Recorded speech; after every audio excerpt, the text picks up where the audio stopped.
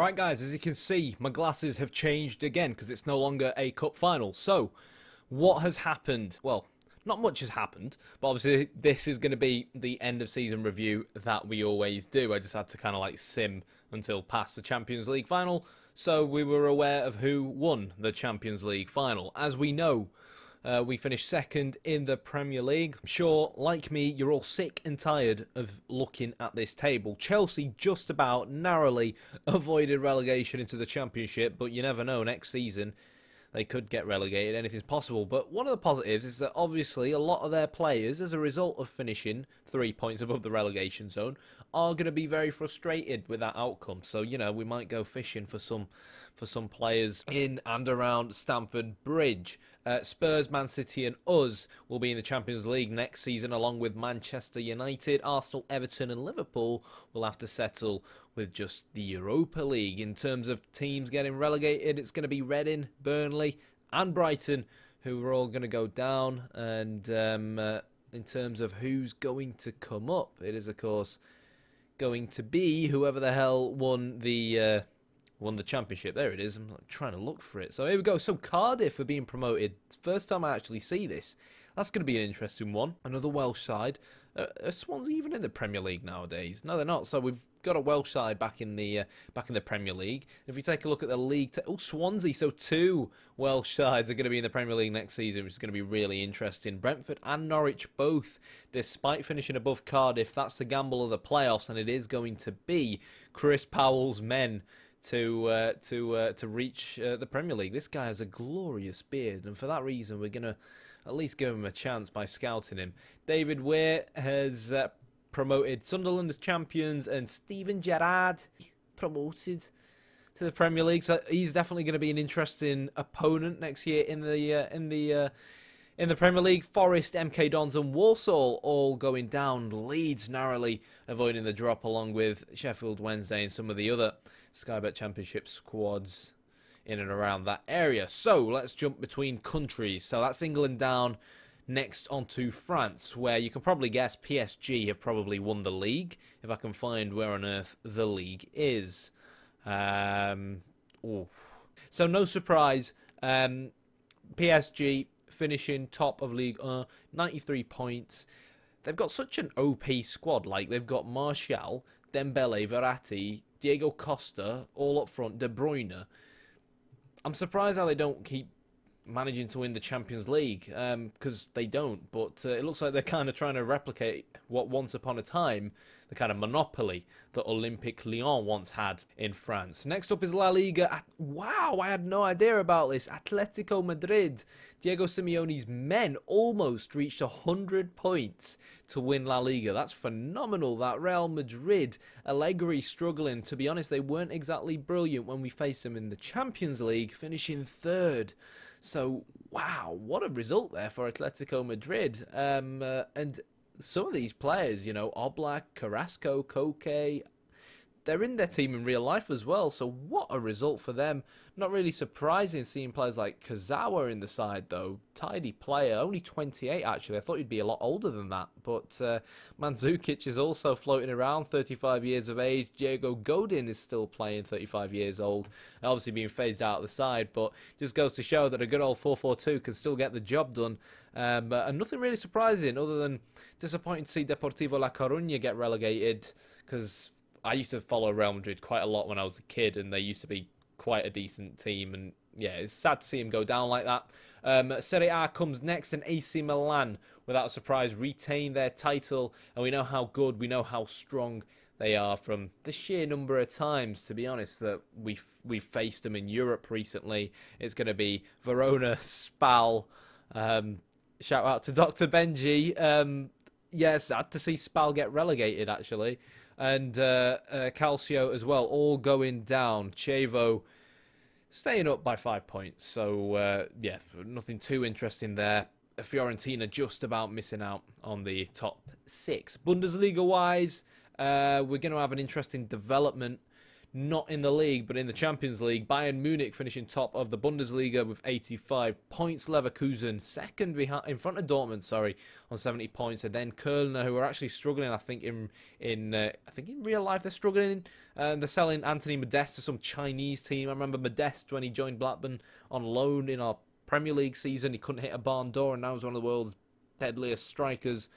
Bayern won the Bundesliga. Portugal's concerned, Benfica are the champions there, and to be honest, we're not going to bother looking at any of the others. What we are going to bother looking at, though, is going to be the Champions League. So if I can figure out where I can find the Champions League. You see, normally I do it by searching using my keyboard, but when I use my keyboard, you guys hear loads of banging on the mic, because obviously the keyboard and the mic are both on a table. So, this is why I said the Germans are going to be interested in the Champions League, because Dortmund, Thomas Tuchel, I think that's how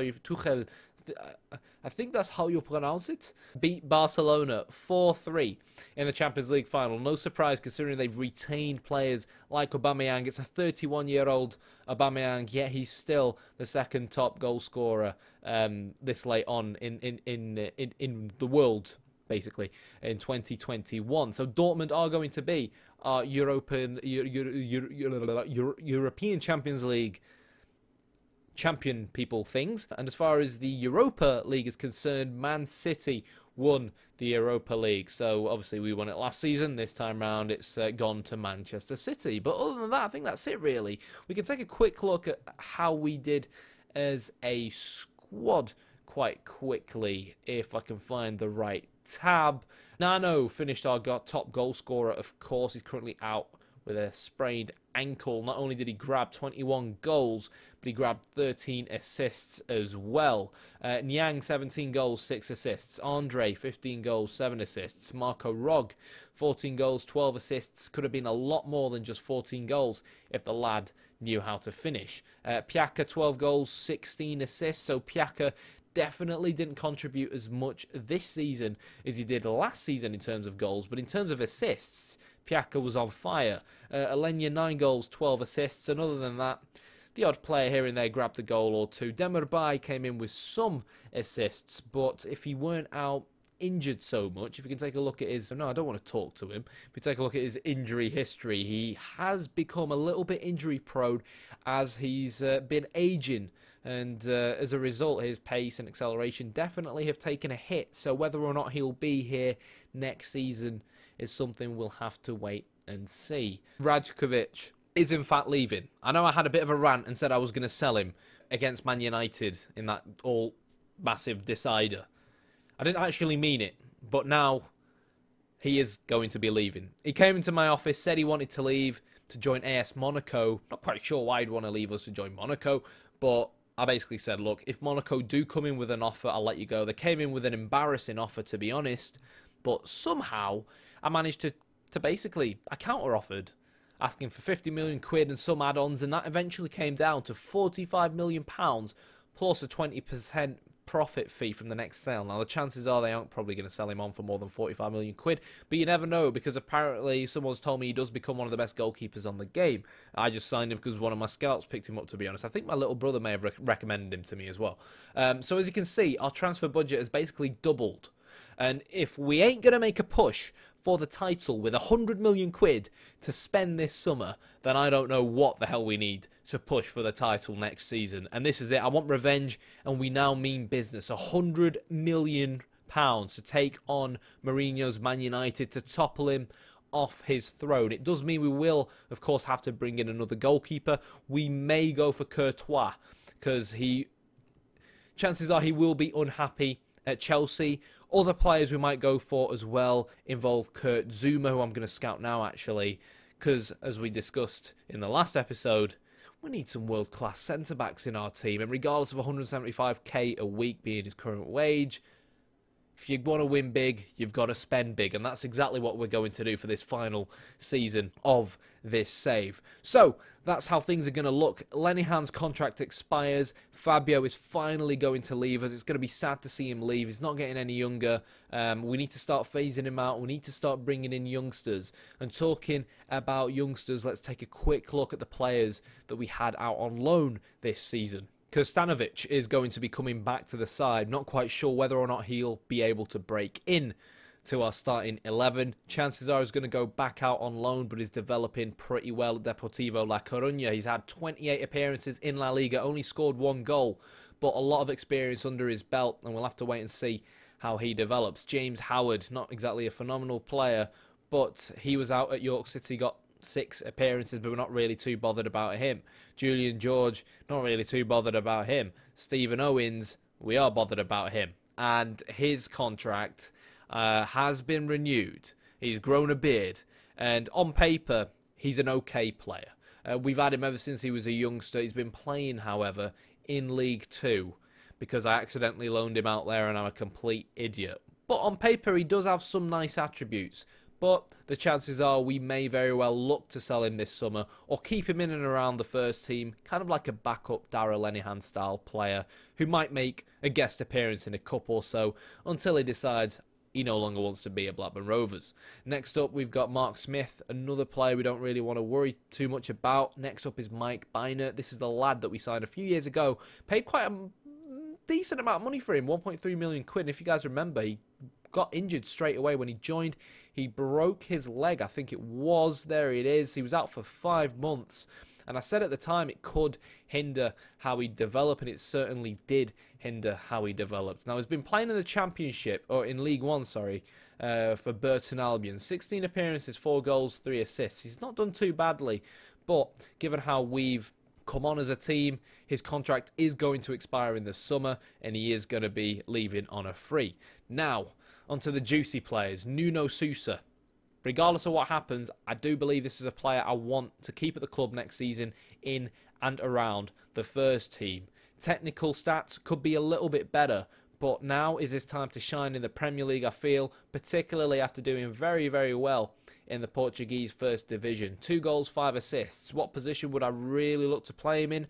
Probably he's kind of rotate him with the likes of Nigel. Maybe if Demo Bay leaves, I think that Nuno Sousa would definitely be able to put in a decent shift in his spot. And of course, because he's young, he's not really on that much money either. Next up, Mohamed Toure. This lad is class. This lad is the guy that I want playing up front for his next season, but we can't get him a work permit.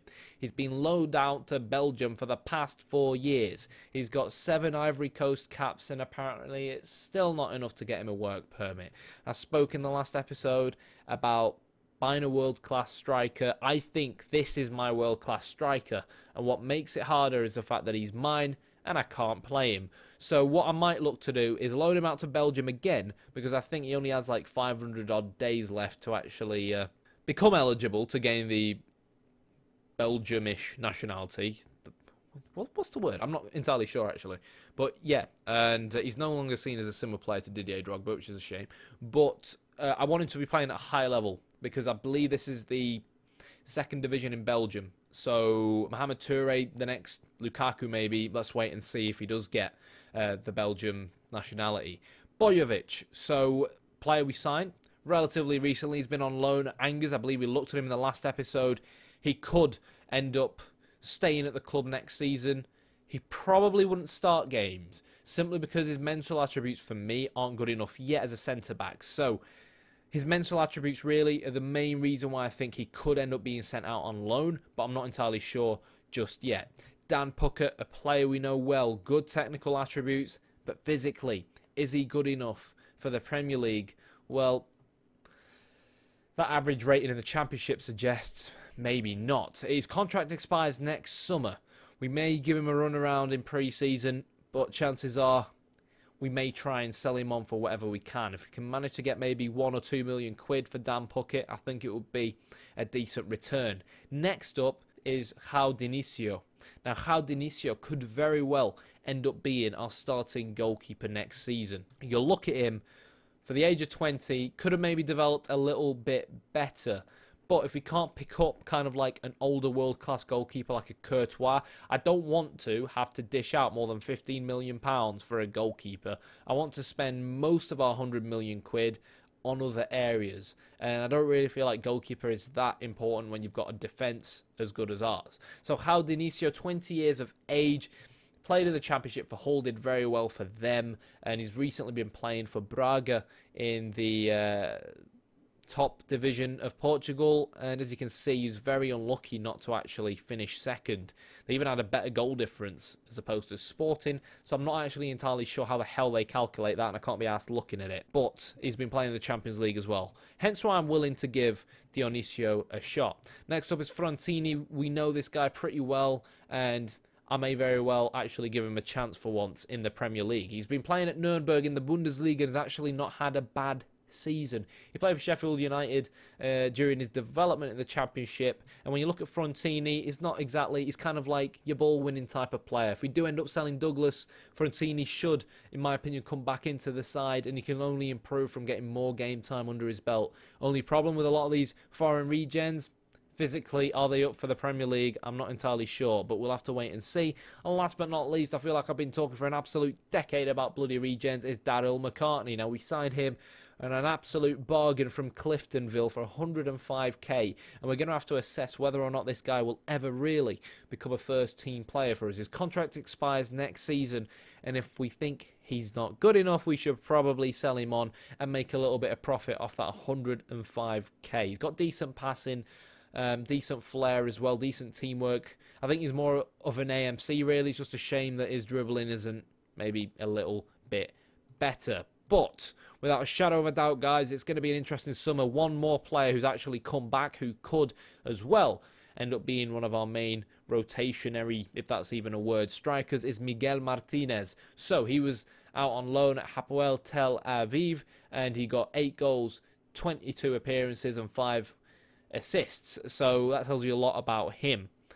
Kind of was expecting him to develop a little bit better, but I think he's also worth a shot in pre-season. My only issue with him is I'm not entirely sure how well he'd adapt to our current tactical approach, which kind of utilises the 3 AMCs. I see him more as an out-and-out striker rather than someone you can give the ball to and someone who can run with the ball, you know what I mean, like an Andre or like a Piaka. So we'll have to wait and see. And if we do start, actually, we need to get him a work permit first.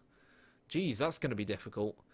I just noticed that now. So we could end up selling him as well. We actually bought him for 600k. So given that his value is currently 5.5 million quid, he's been scoring goals left, right, and centre in the Liga Winner League. So if we can make a few bob on him and maybe add that to our transfer budget, that is already 100 million quid, then we could see a completely different team next season. It's important to get that right balance. We don't want to bring in too many new players, but at the same time, we need to build around players who we know are world class, and we are currently lucky enough to have in our side, like Carlos Alenia.